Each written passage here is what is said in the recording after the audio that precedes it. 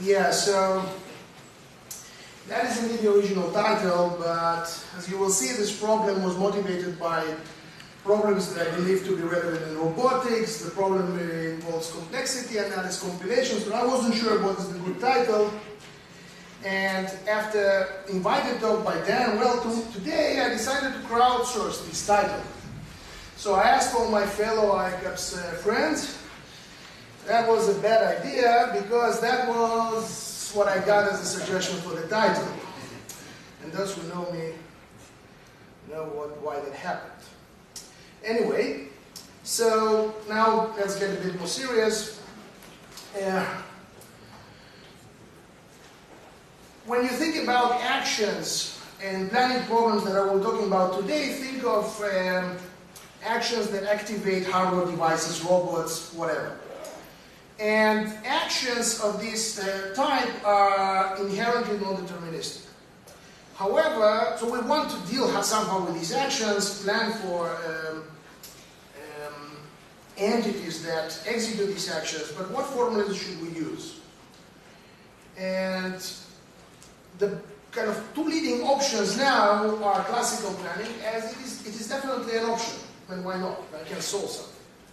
And the other option is contingent planning, and here I will be focusing only on the case of fully observable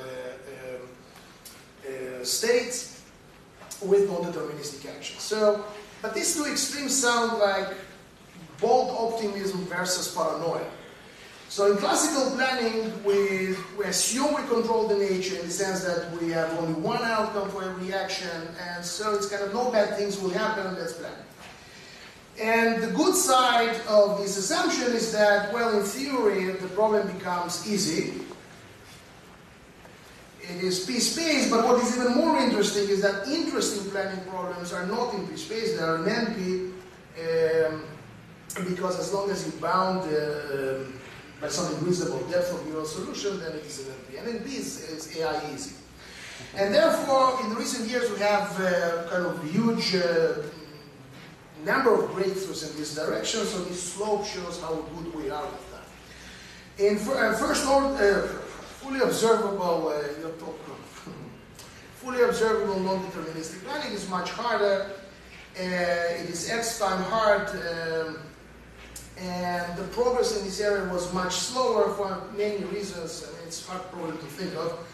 But when you think about the assumptions of us as engineers, when we come to model our problem and solve it as contingent planning, what we think about nature is that nature tries to fool us. So basically, once we start executing our plan, God forgets all these important things to do and focuses on makes our life horrible. And therefore, the assumption under which we should plan is that bad things will always happen if they can happen. And as you imagine, there's something in between, and many people recently looked for, what is in between? What can we do nicely in between? And the basic assumption is that, well, nature tries to fool us, but it has other things to do, so maybe it will not fool us all the time. And one proposal that was made in 2004 in ICAPS by Arun Jensen, Manuela Veloso, and I'm not first name Brian, was what is called fault-tolerant planning. And basically, it corresponds to that's the important part. It corresponds to the assumption that bad things can happen. We don't know when they will happen. We don't control this part of the story, but we can assume that at most bad things will happen.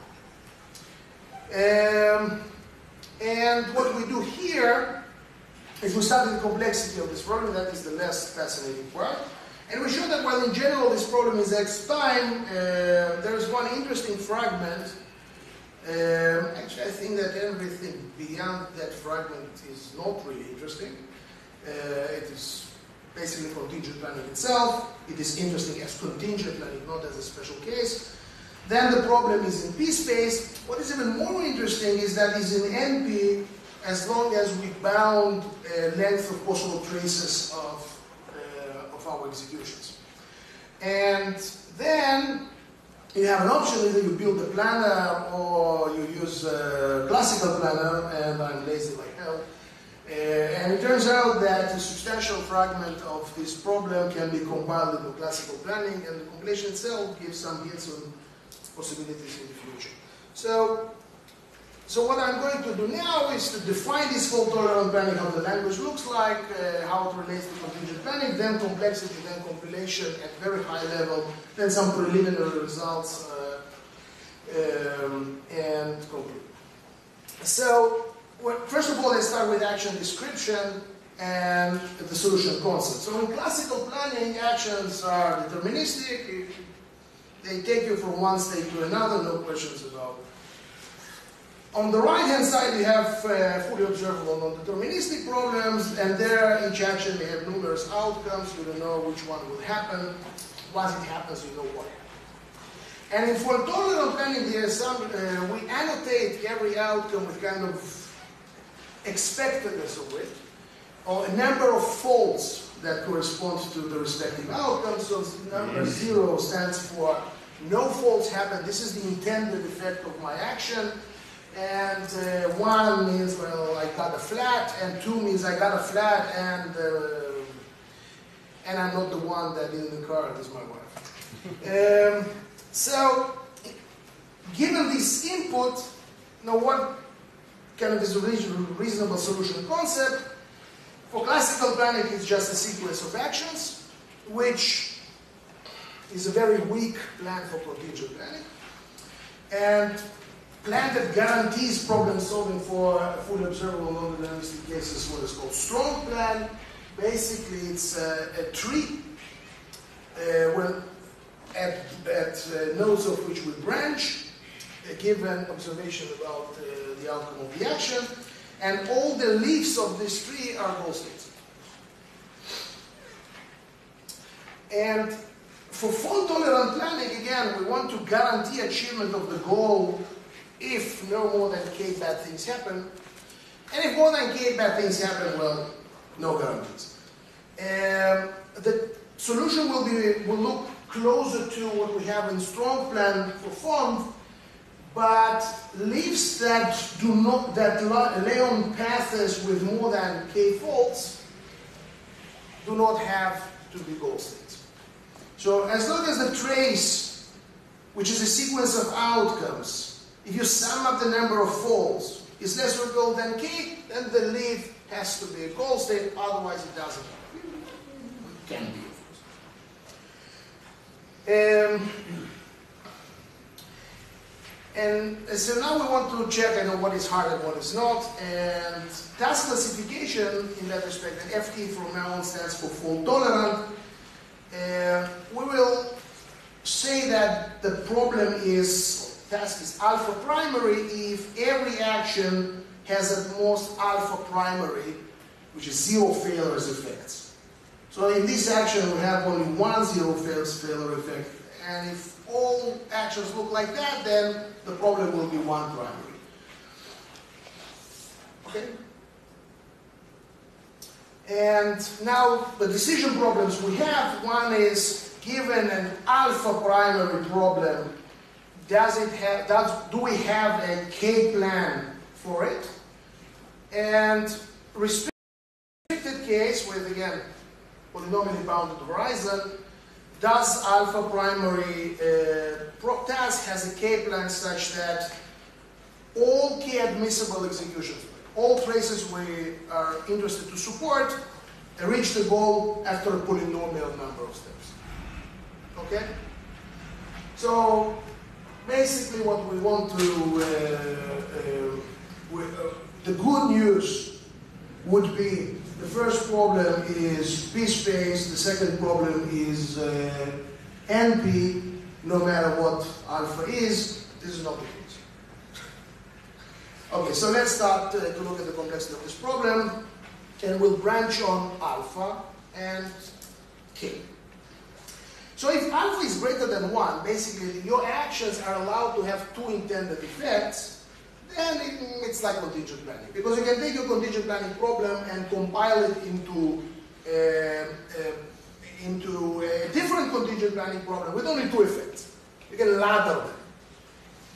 So the left side of this tree of hopes is that. But from the beginning, we were interested in this one primary effect.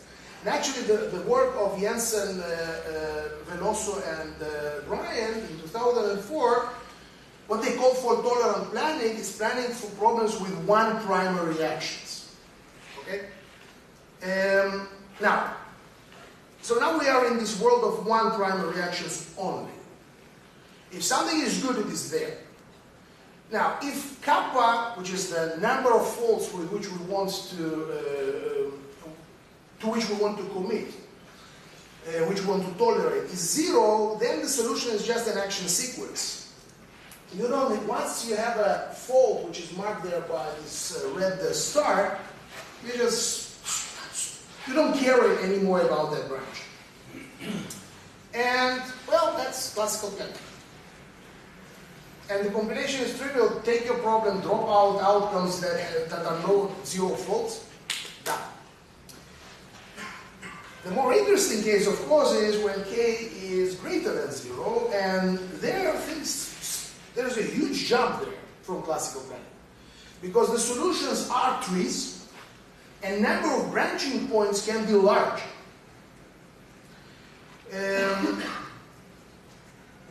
And still the problem is in the space. The proof of that fact is actually very easy.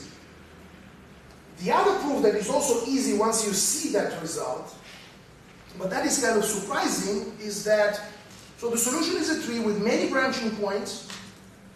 Every trace, every path in this tree can be of polynomial length, but there is no reason why would the whole tree will be of polynomial size. For k plans will be always polynomial size as long as kappa is bounded by a constant, and irreducible k plans that do not do stupid things for just to violate my claim. Okay, and once it is p-spaces, we have a hope of compilation to classical planning, just to save me time not to implement one. And but again, the compilation is kind of weird here because when I compile, the solution is not an action sequence. So it is different from conformal planning, but in conformal planning, the compilation is much more interesting. Okay, so here what I will do in the remaining 7 minutes, I will mention I will mention the key property of this fragment, planning for one primary actions. And that key property is the heart of the compilation. I will explain at the high level how we translate this high level property to the compilation. You will not see any atoms, actions, and goals, initial states. And I will show some results about half time. So let's first look at a small fragment of this fault tolerant planning, just to illustrate. Whatever I say for that fragment works for general case as well.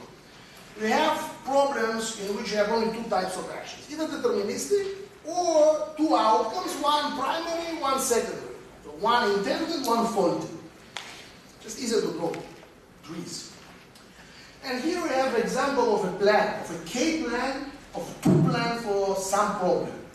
You apply action O1, it is action of type of the second type, and the number on the edges correspond to number of faults. So it's 2 outcomes, 1 0 faults, 1 fault. 0 outcome takes us to state S6 with 0 faults so far. And in that branch we then apply action O5, which is deterministic, and it takes us to some state S7 with 0 faults so far, etc. Now, it is a plan for some problem, and now you don't have to see the letters on the nodes, just to see one property that is satisfied by that plan. So, what you see here is a DFS traversal, certain DFS traversal of this plan, not any DFS traversal, certain DFS traversal, that basically reconstructs that plan starting from empty plan, and at every step we add one action. Okay? Now, color nodes correspond to leaves with some number of folds so far. And green color corresponds to 0 folds so far. Purple corresponds to 1 fold so far, and whatever it is, red corresponds to 2 folds so far. Okay? And what we see here is that for each of these partial plans, we have at most one non-goal leaf for every color. Now, maybe I just tricked you and it was a great example. Again, it is a concrete DFS, some very concrete DFS traversal of the plan that guarantees that such a the sequence of subplans induced by this traversal guarantees that for every subplan and for every number of folds from 0 to k, there is at most one non-goal leaf with that number of folds so far. And it turns out that this property holds for all fault-tolerant planning problems over one primary actions. If you have a plan for this problem, K-plan, that is irreducible, again, it doesn't do stupid things just for fun. If it is irreducible, then there is always exist a DFS order that satisfies this property. When you ask me who cares, it satisfies this property, we care. Because here's what we do. If we just put these leaves in a sequence that corresponds to actions that we execute along this plan, together with basically that's it. And we look at the actions that we were adding between these subplans. From this sequence, we can now reconstruct the entire tree. And we, given this property of this class of problems, we know that we are okay with keeping only one slot for every color. So if k folds we should deal with, k colors are enough. So if we have our state space and enlarge it by k, not 2k, by k, we'll keep a replica of keep a state for every color. Then, plus some auxiliary variables, this will be the new state space of the classical planning problem. This is the key idea, details are less important. And, important, but not for now. So, here's just, let's do it. So, no, it's actually, I better move to the summary, I'll tell you why. In the paper you will find some experimental evaluation that is super preliminary. It's preliminary for many reasons, but the key reason is that the compiler was not written in C++, it was me. And it is not such a big fun, as you will see from the paper, to write this compilation by hand. But, so what you see here is a sub-problem that has no contingent plan. And it also has no contingent, it doesn't have strong plan, it doesn't have strong cyclic plan, it is not solvable. But it is a problem we do every day. And you can solve it by contingent planner, you can solve it by classical planner, and blue means good, and numbers mean good, so blue numbers are even better. So you see, in some problems, this compilation to classical planning pays off. That's what important. In the paper, you will find the details.